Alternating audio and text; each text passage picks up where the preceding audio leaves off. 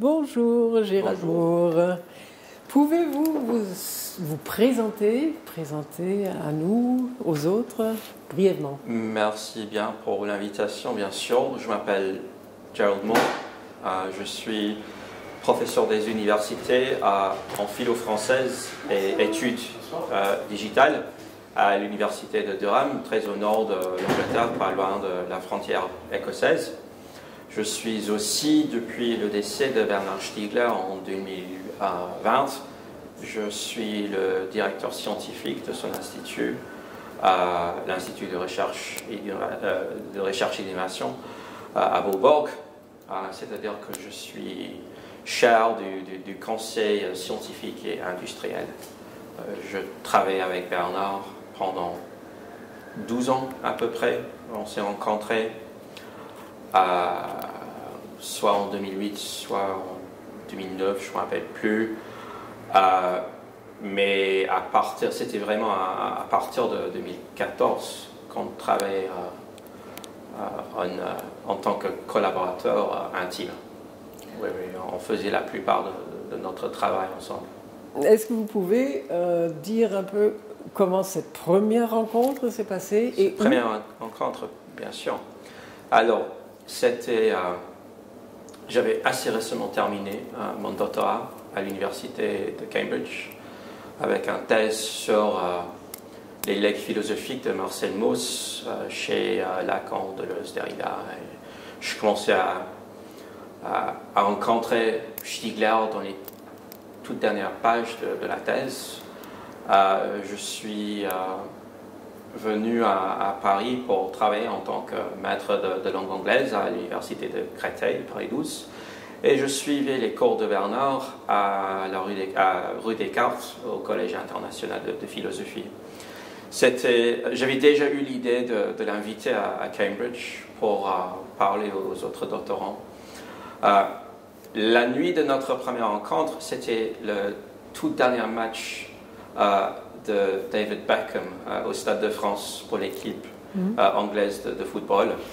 Un ami m'avait envoyé un texto pour dire qu'elle avait des billets si je voulais assister. J'étais dans le public d'une conférence de Bernard. Donc j'ai sorti très rapidement en lançant une lettre d'invitation vers sa tête. Je ne savais pas de tout attendre pour la suite, mais à peu près 2 semaines plus tard, il m'avait téléphoné. Je travaillais à l'époque, je faisais de recherche dans la bibliothèque publique d'information au centre Pompidou. Bernard m'avait téléphoné pour m'inviter à dîner à son appartement qui était juste en face, derrière l'Institut de recherche et d'innovation. On a passé une très belle soirée avec un homme, je crois que son nom était Antoine, mais c'est un de ses amis de Bernard. Bernard parlait de lui comme un grand ami qui date de longtemps. Je ne l'ai jamais vu après ça, donc il a disparu comme tant d'autres. Mais Bernard et moi avions commencé un échange, une collaboration après ça. Il est venu à Cambridge et je suis allé n'importe où avec lui. La date ou l'an qui me vient toujours d'abord à l'esprit et ça donne une bonne impression de l'effet de Bernard sur ses amis. Entre 2012 et 2014, fin de 2014, vers la fin de 2014, je me suis rendu compte que j'avais donné 15, c'était au colloque organologie générale à l'université de Kent, où Christiane était aussi, mais je m'étais rendu compte du fait que j'avais donné 15 communications totalement différentes dans la présence de Bernard dans les 15 mois précédents, et j'étais totalement épuisé, quasiment mort. Mais c'était comme ça. J'avais commencé comme... j'étais sous contrat pour faire un livre en anglais sur la philosophie de Bernard Stiegler. Mais très rapidement après, ça devenait de plus en plus apparent que le maître n'avait aucun intérêt à écouter ses propres idées regorger devant lui. Il avait besoin de nouveautés. Donc j'ai trouvé ma niche, c'est-à-dire le trou dans ses savoirs que je croyais pouvoir remplir, combler un peu. Donc je me suis réorienté de plus en plus vers la philosophie de l'anthropologie, les neurosciences. Et j'ai passé une décennie, en effet, en reconstruisant sa théorie de désir dans les termes de la neuroscience contemporaine, en introduisant Bernard à tout un discours d'anthropologie philosophique dans le monde anglophone. Et c'est comme ça qu'on a travaillé. Alors, mais tout au début, quand même, il y avait... vous en avez pas parlé. Quel impact? Qu'est-ce qui a fait l'étincelle pour vous sentir attiré par Bernard Stiegler? Alors, c'était à la fin de mon doctorat. J'étais vraiment épuisé. J'avais fait un doctorat sur Deleuze, Derrida et Lacan. Et ce sont des grandes étoiles, des éteintes, dont l'étincelle m'a énormément inspiré entre 2003 et 2007. Mais je devenais de plus en plus fatigué par la philosophie. M'étant aménagé à Paris pour enseigner à Créteil, j'avais quasiment arrêté de lire la philosophie. Je lisais à l'époque Logique des mondes d'Alain Badiou, mais avec pas énormément d'intérêt. J'étais de plus en plus fasciné par l'économie, la biologie, la théorie évolutionniste. Et je lisais très peu de philosophie jusqu'au moment où je commençais à suivre les conférences de Bernard. C'était comme, il l'aurait décrit comme l'anamnèse, le moment d'être frappé, réanimé, des idées qui sombraient dans le noir. Il a su les réanimer en parlant du désir, le rapport entre le désir et le consumérisme comme ça. Et c'était un tout petit miracle dans un sens, car il m'avait invité à dîner chez lui. Je parlais de la merde. Je lui ai dit que Augustin, le nom de son fils, le philosophe Augustin, j'avais suggéré par un moment qu'il était anglais. Et Bernard m'avait demandé de façon très sympa, ah bon, c'est vrai? Évidemment, c'était pas du tout vrai. Je pensais à la reine Boudica, type très différente. Mais Bernard me parlait du livre que je lisais à l'époque. Je lisais un livre de Erich Beinhocker, un économiste, qui a parlé de Nicolas Georgescu-Roegen et l'entropie, l'anti-entropie ou la négantropie de l'économie. Et je sais pas, car j'ai oublié de demander à Bernard si la référence lui disait quelque chose à l'époque. Mais en tant que je sache, c'était la première mention de Georgescu-Roegen qui a fini par devenir, je crois qu'il y a 4 phases à peu près dans la pensée de Bernard. On commence avec la technique et le temps. Après ça, il y a l'époque de désir, à partir de 2003-2004, avec la misère symbolique et mécréance et discrédit. Après ça, il y a la phase d'organologie générale, à partir de prendre soin. Et la dernière phase était avec la société automatique et sa réorientation monumentale autour de Georgescu-Roegen et Alfred Locke. Mais oui, c'était comme ça. J'étais bête devant lui, mais j'avais un bon rapport avec son petit-fils de 2 ans. Il Qu'il adorait. paraissait trouver quelque chose de l'intérêt dans ce que je lui disais. Je ne sais pas quoi, mais c'est là que tout a commencé. Mais vous êtes revenu à la philosophie alors à ce moment-là. Oui, oui, oui.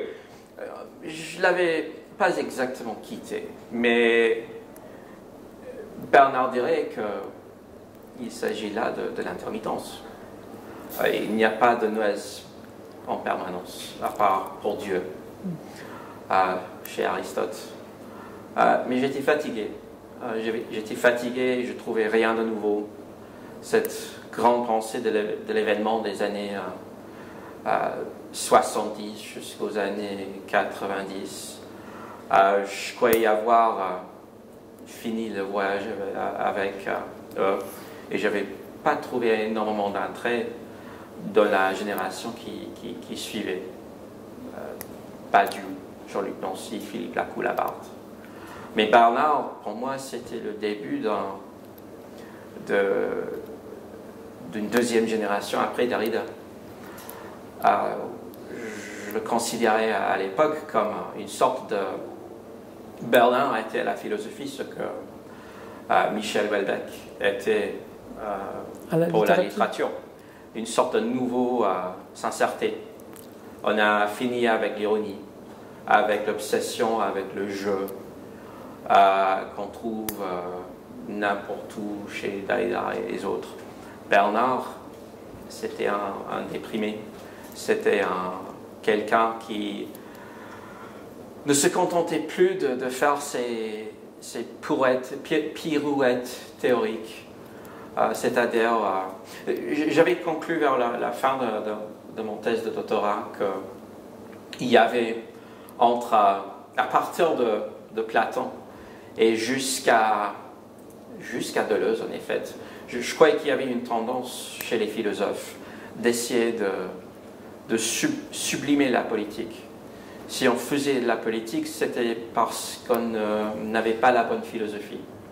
Donc, c'est comme ça pour Hegel, où le but de la philosophie, l'hibou de Minerve, c'est de réorienter sa perspective pour comprendre que le monde a toujours été rationnel. À peu près le même pour Deleuze, où c'est la philosophie qui sublime la politique en permettant de devenir égal aux événements qui arrivent. Mais avec Bernard, je trouvais quelqu'un il m'a dit, il m'a dit, je ne sais pas, 2017, quelque chose comme ça, mais c'est une phrase qui a toujours pesé sur moi. C'est peut-être le truc le plus profond qu'il m'a jamais dit. Il arrive à un moment où il faut arrêter de faire la philosophie. Il a dit ça. Et il faut devenir citoyen. Ah, passer à l'action. Oui, exactement. C'est ce qui vous manquait, justement. Et c'est quelque chose qu'on avait souvent discuté ensemble, car j'ai développé une théorie de l'addiction et de l'idée peut-être que la philosophie est née avec Platon comme traitement pour l'addiction à une époque d'ivresse généralisée chez les Grecs anciens avec la perte, la disparition de la démocratie en Grèce ancienne. Et donc on a souvent discuté le rapport entre la nécessité de se retirer pour faire la philosophie, pour s'immerger dans la pensée, mais aussi la nécessité de se réinsérer dans le monde. À partir du moment où on devient hermétique, c'est l'onanisme, comme il disait, c'est la masturbation intellectuelle. Le tout premier péché, et il faut se réinsérer. Et la philosophie doit se convertir en action pour éviter l'onanisme. Oui. Vous avez parlé d'un livre que vous auriez écrit sur Bernard Stiegler en anglais? Je l'ai jamais... Alors, je l'ai commencé. J'hésite un peu à vous le dire, car mon rédacteur en Angleterre, c'est un Français, il va sans doute regarder le documentaire. Mais je l'ai bien commencé. C'était exactement le moment, j'étais contractuellement obligé de soutenir le livre le 31 janvier 2014. Mais c'était exactement au moment où je voyageais beaucoup avec Bernard. Et je me suis rendu compte du fait qu'il n'avait aucun intérêt à écouter des communications sur lui. Et je parlais avant le tournage de son idée assez particulière de l'amitié. Dans un premier temps, Bernard avait envie d'être admiré. Il aimait que tout le monde vienne le louer, le saluer. Mais en même temps, ça le fatiguait assez rapidement. En fin de compte, ce qu'il cherchait, c'était de nouvelles idées. Il voulait être poussé dans les directions différentes. Il voulait être exposé. J'ai souvent eu peur de lui dire des choses qu'il n'allait pas vouloir entendre. Mais en effet, il m'avait toujours répondu en disant il faut poursuivre cette initiative, il faut faire exactement ça. Je commençais à penser, je lui dis, en effet, c'était la semaine où j'étais hospitalisé à Paris. Et Bernard m'avait téléphoné. Vous voulez que je vienne te visiter? Et là où, évidemment, je ne suis pas français, mais j'ai eu l'impression que le subjonctif là, ça me suggérait qu'il n'avait pas du tout envie de me rendre visite. Qu'il me demandait tout en espérant que j'allais lui dire ah non, c'est pas du tout nécessaire, Bernard. Mais alors, je me suis sorti, j'ai quasiment on le croyait pour un moment nécessaire de me renvoyer en Angleterre avec une répatriation d'urgence, mais j'ai fini par rester à Paris pour les entretiens de nouveau monde industriel. Et j'enregistrais une conversation avec Bernard pour un article qu'on faisait ensemble. Et je lui ai dit, franchement, Bernard, je ne crois pas que les pulsions existent. J'ai toujours eu je me méfie de tout ce que tu fais avec le désir, avec la psychanalyse. Ça ne marche que pour un public français. Si tu ne vas jamais être accepté dans le monde anglophone, il va falloir le remplacer avec les neurosciences. Donc, je commence un projet pour en finir avec la pulsion. Et j'avais déjà commencé en 2014, quelque chose comme ça, mais c'était la première fois que je lui avais dit de manière si critique. Et j'avais eu peur de sa réponse. Il m'a dit, il faut absolument le faire. Et tant qu'il aimait l'appréciation d'être salué, il aimait entendre les communications sur ses idées de désir et n'importe quoi. Mais il avait aussi besoin que ses amis le critiquaient. Oh. Mais c'était très difficile de trouver un équilibre. Là, pas forcément. Il n'était pas du tout. Nous n'étions pas du tout à l'abri de ces rages. Donc vous avez osé parler de pulsion et que ça ne marcherait pas en Angleterre, est-ce que j'ai bien compris? Et c'est plutôt les neurosciences? Mais j'ai toujours eu l'impression, et je crois qu'en fin de compte, il a été d'accord avec moi, que sa période d'économie libidinale, je crois que ça a toujours été une sorte de point de passage. Bernard était l'ultime bricoleur dans le sens de Claude Lévi-Strauss.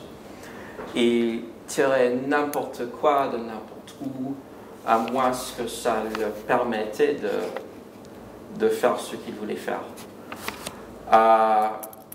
Et c'était là son intérêt pour Freud.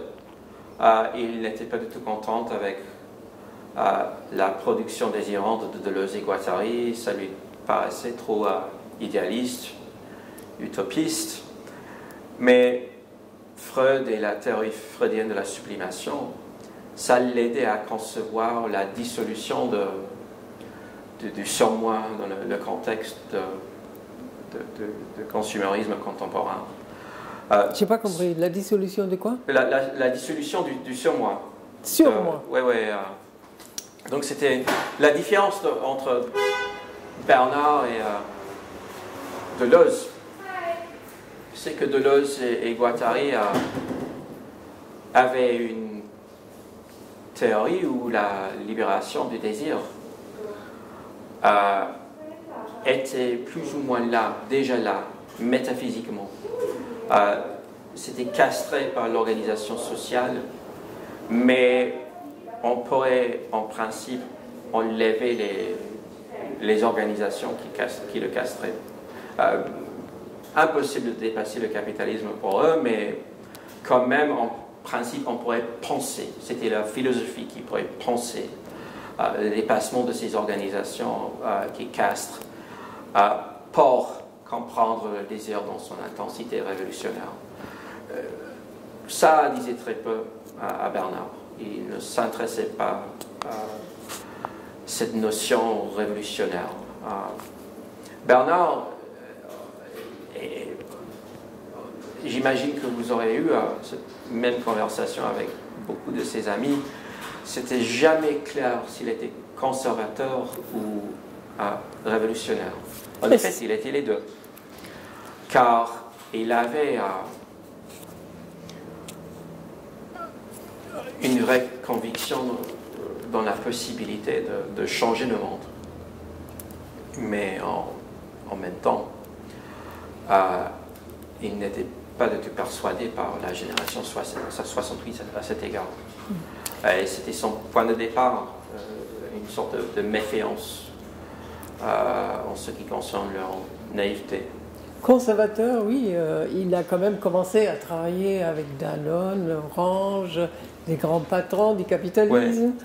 Ouais. Et est-ce que vous avez suivi son projet de pleine commune? Oui, j'étais là tout au début. Bernard disait tout le temps, il ne faut pas parler de mettre fin au capitalisme, il faut parler de changer le modèle industriel. Et c'était un pragmatique.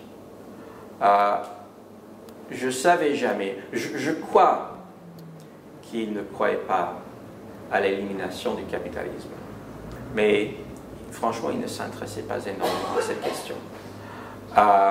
Donc, est-ce qu'il disait deux choses différentes à deux publics différents? C'est-à-dire, est-ce qu'il était révolutionnaire devant les philosophes et pragmatique devant le business? Je ne crois pas. C'était en effet la même position. Il croyait plutôt à transformer en tout petit pas. Oui, comme un réformateur. Oui, si j'avais un problème avec lui, j'avais pas de problème avec lui. J'ai mal tourné la phrase là, mais il y avait une certaine, et c'est un mot que je prends ici d'Anne Alembert, qui avait travaillé avec lui aussi. Mais Anne, elle parlait de la grandiosité de Bernard dans ses tout derniers jours. Mais il y avait une grandiosité. Il avait tendance, c'est-à-dire si on met pleine commune dans un contexte philosophique, ça commence à donner l'impression d'être beaucoup plus impressionnant qu'il ne l'est en pratique. En effet, Bernard m'avait dit plusieurs fois que pleine commune avait raté. Il perdait l'entrée, il se focalisait de plus en plus, il se réorientait vers l'incarnation. Il cherchait. Bernard créait de nouvelles sociétés, de nouvelles associations tout le temps. Et c'était, je me méfie là aussi, car c'est une manière de nommer sans faire la vraie différence. C'est-à-dire qu'il a lui aussi, malgré toutes ces tentatives avec l'industrie, les prétentions philosophiques dépassaient toujours la réalité sur la Terre. Il y avait un écart énorme et incomblable entre Pleine Commune avec ses idées de revenus contributifs que je ne suis jamais persuadé d'avoir compris, et la théorisation de base philosophique qui était toujours un peu sous-déterminée. Bernard, tant qu'il s'obsédait avec les tout petits détails, c'était pas son grand talent. Son talent était la vision, les horizons lointains. Et c'est quand il focalisait sur ses projets en pratique qu'on commençait à voir la déception, l'air chaud. Ouais, je me sens un peu cruel en disant ça, mais Bernard aurait dit la même chose. Il savait que ses projets étaient incapables d'être à la hauteur de leur conception, de leur idéalisation philosophique. Apparemment, le seul atelier qui marchait vraiment, c'était celui autour des enfants, des bébés et leur mère, sur le smartphone. Une nouvelle technologie appliquée. Il a été quand même fier. Oui, il était énormément fier de la clinique contributive. Il y avait pas mal d'autres pistes qui paraissaient prometteurs à divers temps, mais Bernard culpabilisait plutôt les structures municipales, les politiques avec qui il s'est associé. Emmanuel Macron était le ministre qui avait initialement donné l'autorisation à démarrer le projet de Pleine Commune.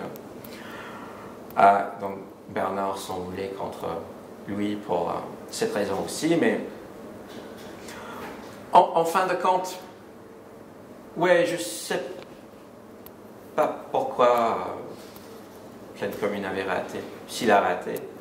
Bernard était impatient. Vous savez, c'est pas du tout impossible que cette sorte d'initiative prenne une décennie pour démarrer. Il faut vraiment du temps. Mais Bernard, il n'avait pas le temps. Il était très conscient de la nécessité d'agir rapidement. Il disait tout le temps, il faut penser très lentement, il faut prendre son temps pour penser précisément parce qu'on n'a plus le temps.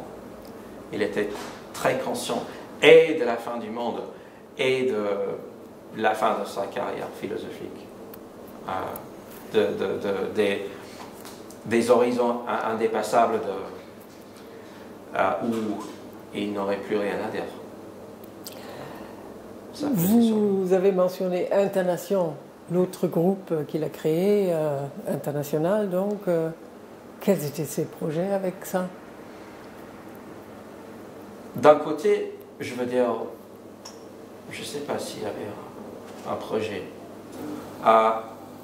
mais de l'autre côté, je vais dire, je crois que Bernard cherchait un mouvement pour le succéder, et je crois qu'en fin de compte, il s'est persuadé que l'Internation avait suffisamment réalisé ce but pour le permettre de nous quitter. Mais d'abord, pour revenir à la première partie, alors, quel était le but à l'origine? Alors, un des problèmes que j'avais avec tous les noms des différentes institutions, associations qu'a inventé Bernard.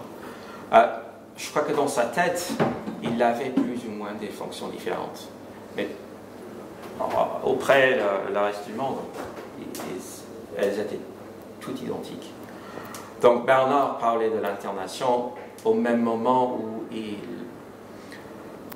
était très capté par la fantaisie de réinstituer le boulotarion de la Grèce ancienne.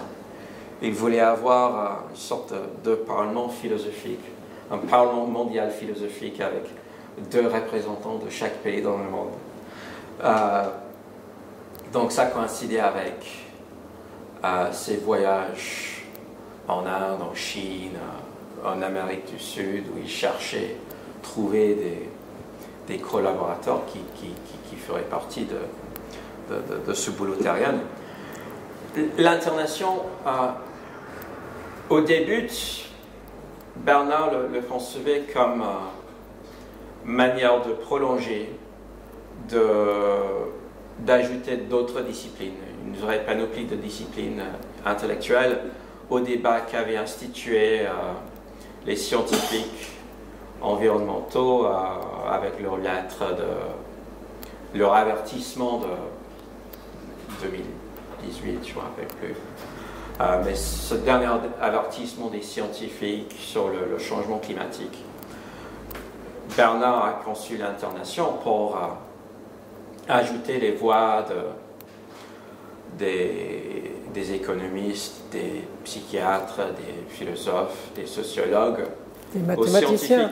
Mathématiciens aussi, avec Giuseppe Longo, etc. Avec le thermodynamique, oui, surtout. Mais comme je disais aussi, c'est difficile de... Alors, dans la pensée évolutionniste, on dit toujours que la fonction se soit imposée après l'invention. Je crois que c'est plus ou moins le cas pour l'incarnation aussi. Ça a commencé avec Hans Ulrich Obrist, qui avait invité Bernard d'être l'interlocuteur principal à un événement international chaque an. Les Galeries Serpentines à Londres invitent un grand nom mondial pour frayer une sorte de chemin intellectuel pour collaborer avec des artistes. Obrist a invité Bernard. J'ai jamais, et Obrist en même temps, été enthousiaste pour que Bernard fasse quelque chose, mais c'était jamais la profondeur de collaboration dont Bernard parlait. Il disait que Obrist va travailler avec nous pour faire ce grand livre de bifurqué qu'on va présenter devant les Nations Unies au moment de la centennie depuis la naissance. Obrist n'avait rien contribué en fin de compte. Une lettre qui lui avait passé 5 minutes à écrire comme préface. Mais Bernard, il avait besoin de l'approbation d'autres noms mondiaux. Donc ça comptait pour lui d'avoir Richard Sennett, Hans Ulrich Obrist dans son entourage, même si c'était encore une fois c'était des noms d'association plutôt que des collaborations profondes. Mais oui, alors pour revenir, il cherchait. C'est très fascinant combien Bernard ne s'intéressait. Il donnait l'impression de ne pas s'intéresser au changement climatique pour la première moitié de notre amitié. Je lui avais jamais parlé. J'avais toujours pensé à lui demander, c'est-à-dire, disons, vers 2014, pourquoi il ne parlait pas de l'écologie. Mais à partir d'un moment, 2015, je ne sais pas, ça est devenu totalement préoccupant pour lui. Et il avait peur de la fin du monde. Et je crois que ça donnait énormément sur lui, ça pesait sur lui. Il voulait faire quelque chose à cet égard avant de nous quitter. Donc, il a refondé Ars Industrialis comme l'association des amis de la génération Thunberg, nom qui n'était pas le choix de beaucoup d'entre nous, mais Bernard insistait.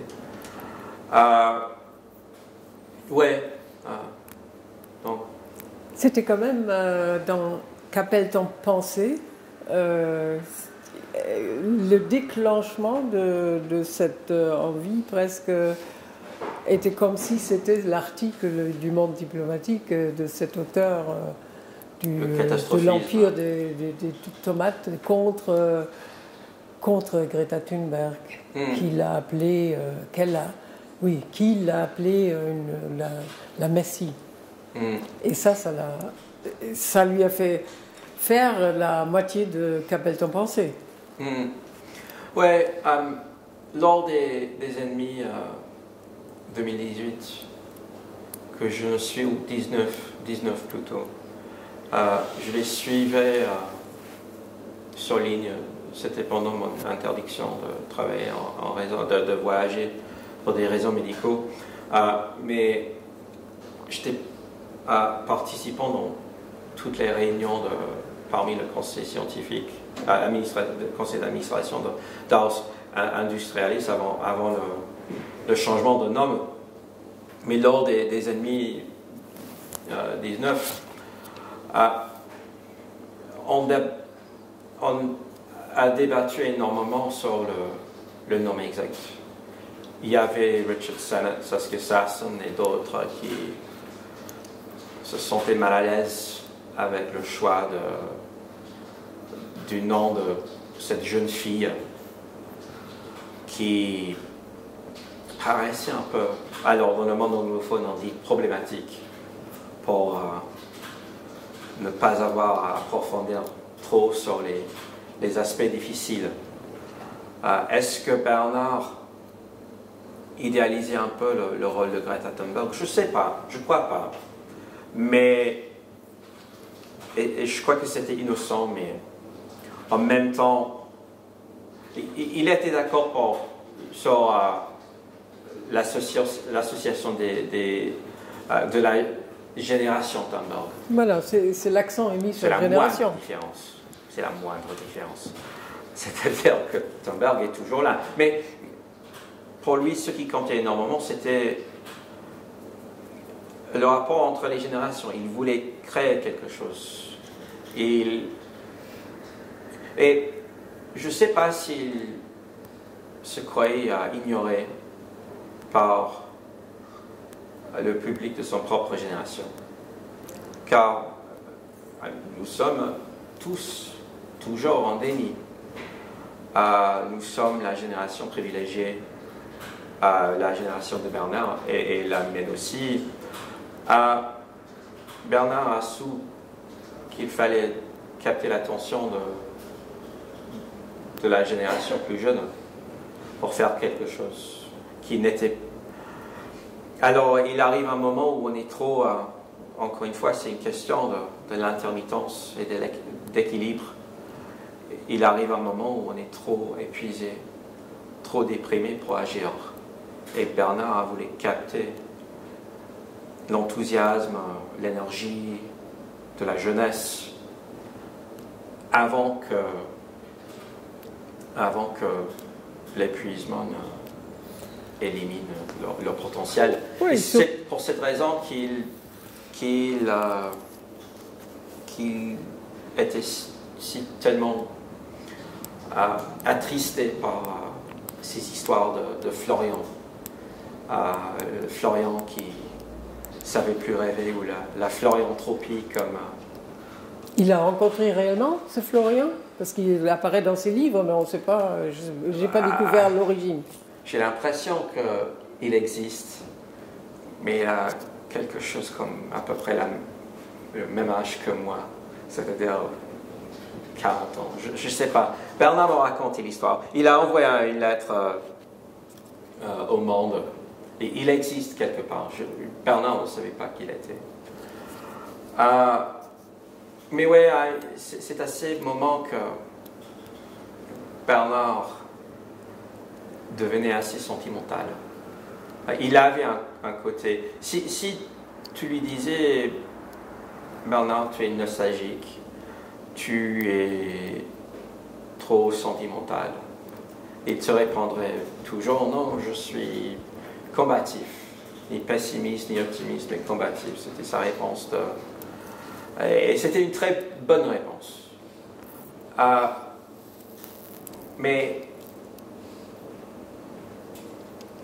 à part le fait que pour moi, il y aura ce côté combatif, ce côté pas optimiste, car il savait, il parlait de la nécessité des miracles, que seul un Dieu va nous sauver, comme aurait dit Heidegger.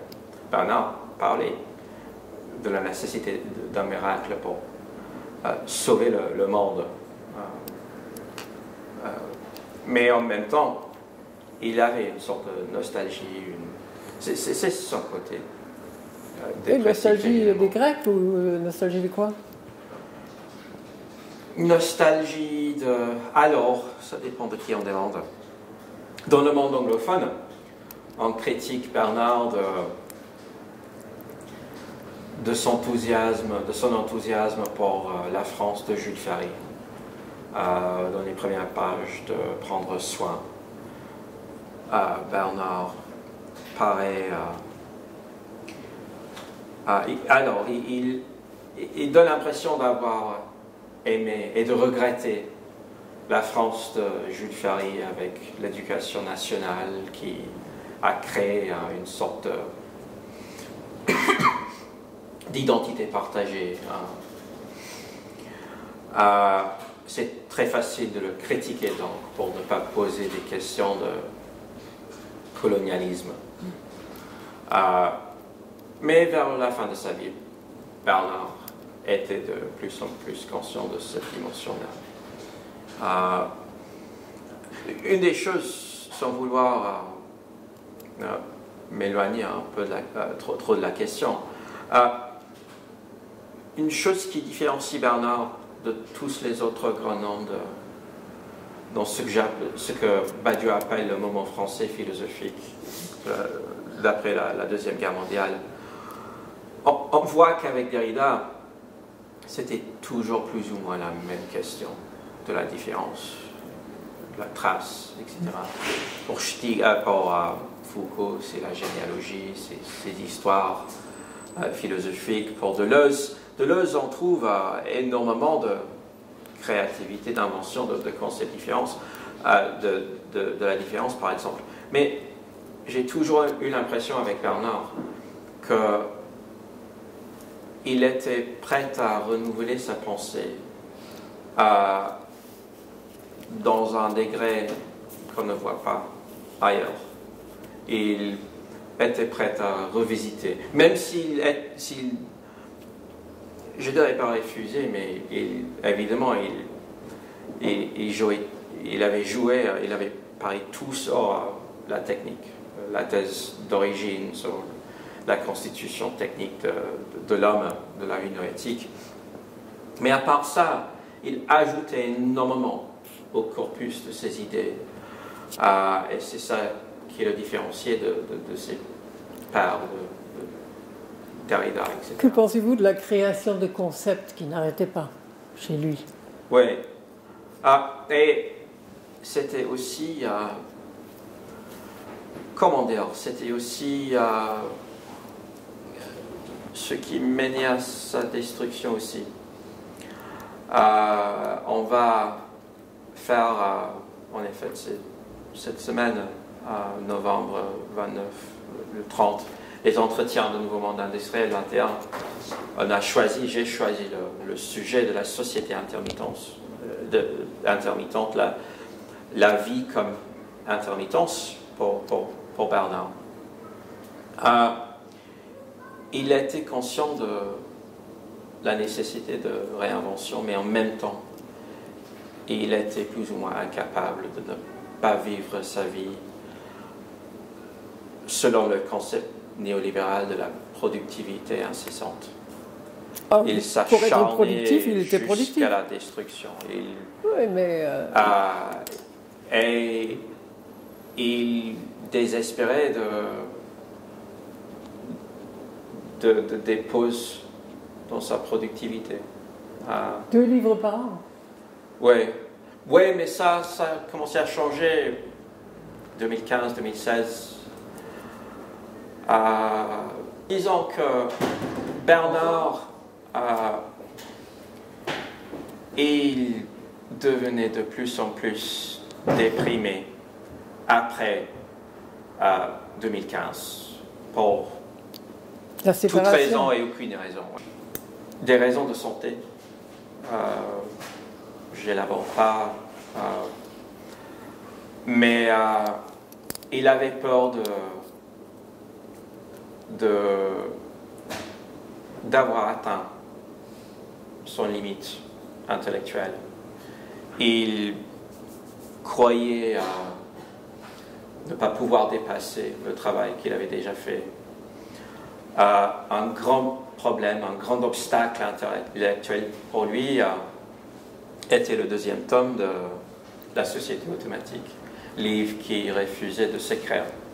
D'habitude, il sortait ces 2 livres par an, mais cette fois, il y avait des questions, je crois qu'il s'agissait des questions sur la thermodynamique et la pensée de la pensée qu'il finit par aborder dans les 3 tomes de Qu'appelle en pensée. Mais il s'obstaclait. Quelque chose refusait de bouger et il ne trouvait plus la vitalité nécessaire pour surmonter les problèmes qu'il trouvait avec son travail. On voyait à partir de ce moment-là, c'était pas pour la première fois, mais on voyait des commencements de livres qui ne sont jamais terminés. On voit, évidemment, Bernard avait une longue histoire pour faire ça. Il circulait des ébauches d'une technique et le temps 4 à partir de 2004, 2005, quelque chose comme ça. J'ai la version sur laquelle il travaille en 2017, mais qui n'a pas osé sortir parce qu'il fallait encore 2 tomes avant. En même temps, il avait fait 300-400 pages sur, comme il disait, sur un livre de la mystagogie, censé sortir entre 2010 et 2012, mais dont on a vu que les premiers 3 paragraphes. C'était quel thème? Je comprends pas. La mystagogie, l'esthétique et l'amateur. La mystagogie pour lui, ça fait longtemps que j'ai lu ces 3 essais, mais ça avait à faire avec la sublimation, l'incalculable, la nécessité de préserver l'incalculable comme but et de la pensée et de l'art, tandis que l'art contemporain, c'est céder au calcul, au capitalisme. En même temps, alors, donc, 2e tome de La Société automatique était un grand obstacle pour lui. Mais en même temps, il a fini par... il s'est remis à travailler sur un livre plus ou moins biographique. C'est pas l'âge de disruption, dans la disruption. Qui avait très peu à faire avec les projets sur lesquels il travaillait à l'époque. Mais ouais, on voit pas... On se pose la question maintenant, car on attend la découverte de ces archives. Ça reste avec la famille pour l'instant. Mais on se demande si on écoute toutes les les anticipations dont Bernard fait mention dans ses livres, il y a jusqu'à 10, 12 livres à venir qui font partie de ces archives. Mais je me demande si en fin de compte on va trouver, comme dans ces interventions politiques, en fin de compte, je me demande si on va trouver 15 chapitres dont chacun fait partie de 3 livres différents. Il a entamé un processus de renommée et de revisiter exactement les mêmes idées à partir d'une perspective quasiment invisible, la moindre différence entre les livres. Donc, est-ce que c'est trop de dire que Bernard vivait une sorte d'entropie? Bon, il le vivait, c'est vrai.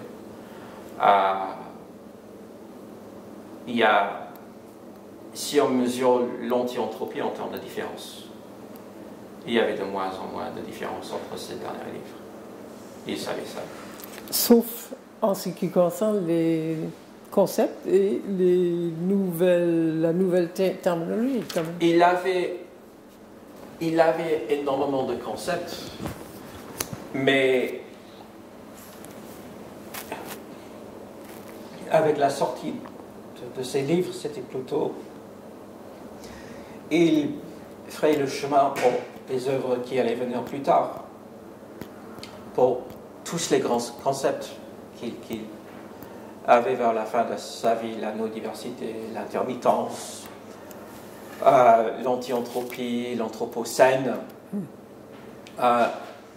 Il faisait du travail de base que d'autres auraient conservé pour faire quelque chose de plus élaboré dans l'avenir. On a l'impression de lire des ébauches, des bouillons. D'accord. Et j'ai l'impression, et je peux le dire car je l'ai déjà dit dans un ou deux articles, plus que je lisais Bernard vers la fin de sa vie, plus que j'avais l'impression qu'il écrivait principalement que pour lui-même. Et son écriture est devenue une sorte d'autothérapie, où c'est la répétition rationnelle des idées clés. Il se disait, très honnêtement, il avait une manie pour l'écriture, il était intoxiqué par l'écriture, c'était sa manière de se débrouiller dans la vie. Et on a l'impression que la communication ciblée au public a cédé sa place à l'autocommunication, au processus thérapeutique d'écrire pour lui-même. C'est très possible, oui. Même impression. Est-ce que je peux vous demander l'impact en Angleterre de cet auteur? Est-ce qu'il y en a? Parce qu'il a quand même enseigné au King's College et encore dans Goldsmith, un autre... oui, à Londres. C'est trop tôt à savoir l'impact de Bernard. Et en France et dans le monde anglophone.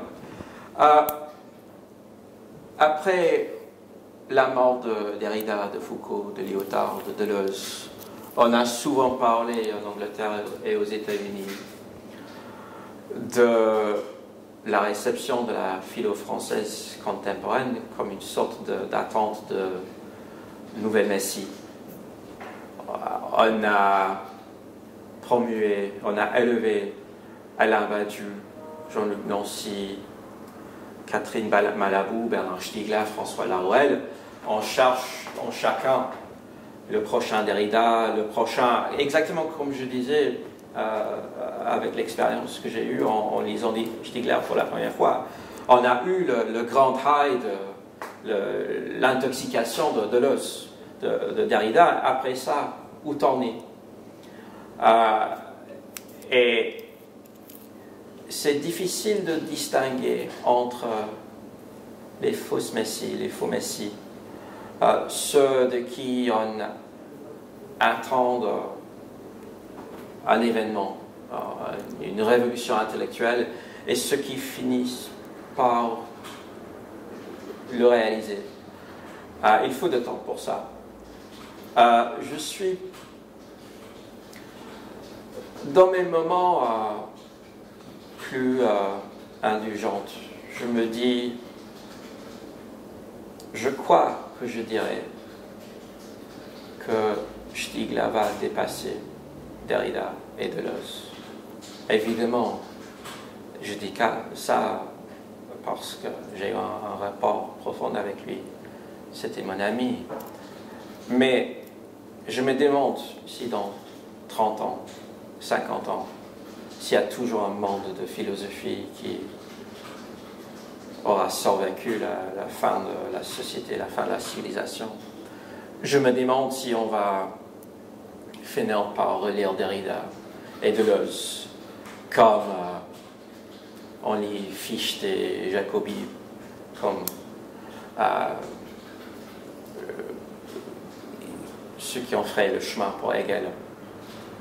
Car c'est Stigler qui a su prendre des éléments de Derrida, de Deleuze, pour les synthétiser dans un bricolage qui va n'importe où, qui est rempli de trous, mais qui aura eu l'ambition de faire quelque chose qu'on ne voit pas ailleurs. En même temps, je sais bien que c'est peut-être une fantaisie, que je suis pas seul.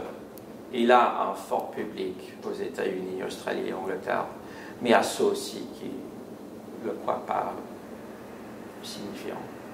Je sais que sa première maison d'édition aux États-Unis, Stanford University Press, pour BS, on l'appelait BS comme bullshit, pas comme Bernard Stiegler. C'était quelqu'un qui parlait de n'importe quoi, une sorte de retour à la Grèce ancienne. On a des philosophes qui font un livre sur les jardins et les spectres dans le matin. L'après-midi, ils se concentrent plutôt sur la métaphysique et la biologie. J'ai eu un rédacteur américain m'a dit ça sur Bernard. Mais ouais, j'ai l'impression qu'il a déjà fait une grande différence. J'ose pas dire de plus pour l'instant. Oui. Quels sont vos projets autour de Bernard Stiegler? Est-ce que quelle est la continuité maintenant? Comment ça va continuer avec tous les élèves qu'il a inspirés, dont vous êtes? Le problème qu'on a... Alors, j'ai commencé ma réponse à une de vos dernières questions en disant que je croyais qu'avec Bifurqué, Bernard avait en effet choisi son moment de nous quitter. Il avait trouvé le projet qui allait le survivre. Il avait créé suffisamment de momentum, suffisamment de vitalité pour assurer que le livre et la collaboration entre ses contributeurs allait continuer après lui. Je dis ça en sachant qu'il avait des soucis en ce qui concernait sa vitalité, la continuité de son acuité intellectuelle. En même temps, la grande discussion qu'on a eue à l'enceinte de l'Institut de recherche et d'innovation après sa mort, on ne peut pas continuer dans la même manière que Bernard avait travaillé. Il avait une grandeur sans doute, mais il épuisait tout le monde.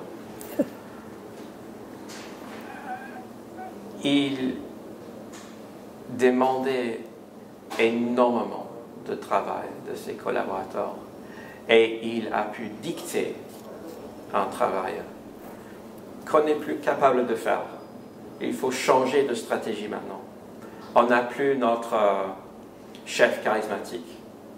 Donc, pour parler au sens de Max Weber, il faut remplacer le charisme qui est pharmacologique aussi, car c'est aussi toxique qu'intoxicant.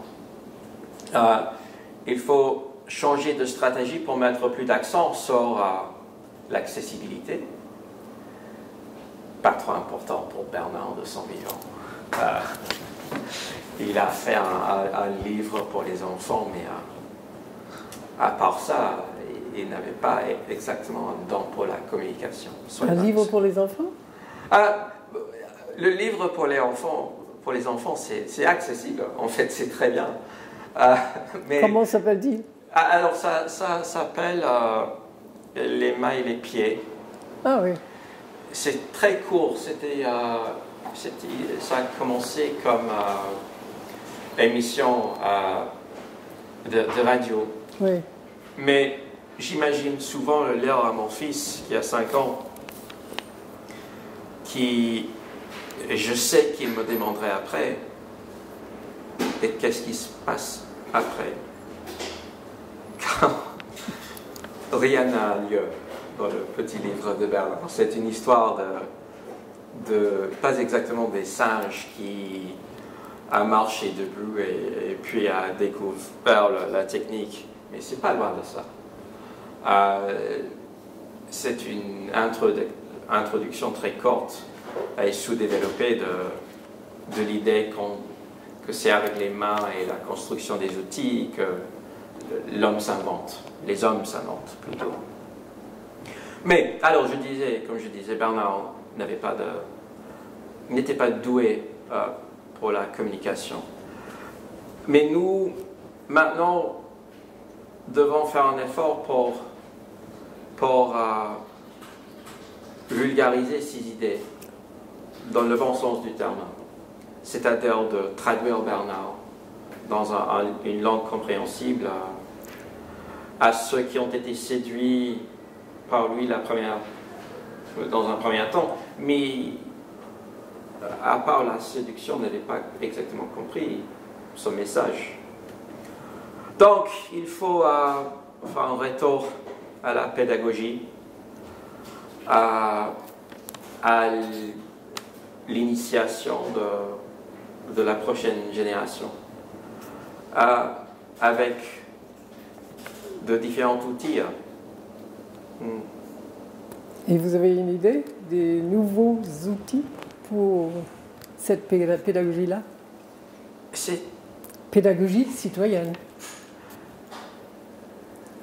On revient à l'écart entre les rêves de Bernard et la réalité, à la grandiosité de Bernard Mais avant de dire ça, revenons à cette phrase qui est moi la plus importante qu'il m'avait jamais dit. Il arrive un moment où il faut arrêter de faire la philosophie pour faire la politique, pour être citoyen. On a une tendance avec la philosophie de chercher des réponses sublimes, bouleversantes, des étincelles de pensée qui changent absolument tout en changeant sa perspective. Mais ça ne suffit pas. Changer la perspective, en effet, c'est changer rien. C'est s'adapter à ce qui existe déjà. Et Bernard avait une haine pour l'adaptation comme ça. Donc, je dirais qu'en effet, les toutes petites réponses qui ont toujours l'air décevantes par rapport à la sophistication théorique dont parlait Bernard, c'est les toutes petites réponses qu'il faut là. Tant que nous fantasmes des solutions technologiques au changement climatique, tout le monde sait ce qu'il faut faire pour sauver la planète. Arrêtez de consommer. On n'a pas besoin d'un solutionnisme, technologies de miracles qui nous permettent de vivre comme avant, tout en sauvant la planète. De même pour les technologies que développait l'Institut de recherche et innovation. Il y avait un moment, il y a 20 ans, 10 ans, où tout le monde faisait des plateformes qui avaient pour but d'être plus interactif, n'est pas le bon mot, car c'est si contaminé idéologiquement, mais qui faisait mieux pour faciliter la participation, qui concevait la participation en termes moins superficiels, c'est-à-dire termes qui dépassent le choix d'émotion qu'on ressent au moment de faire son post, qui dépasse le minimum d'interactivité qu'on trouve avec les médias sociaux, Facebook, Twitter, etc. Ce que proposait Bernard peut paraître trop modeste, totalement insignifiant, mais en effet, c'est une manière d'inclure, d'élargir le champ d'hospitalité pour permettre aux autres de participer. Est-ce que Bernard avait réussi à faire ça lui-même? Comme d'habitude, plus en principe qu'en pratique. Il essayait d'écouter les autres, mais il aimait aussi leur dire ce qu'il fallait penser.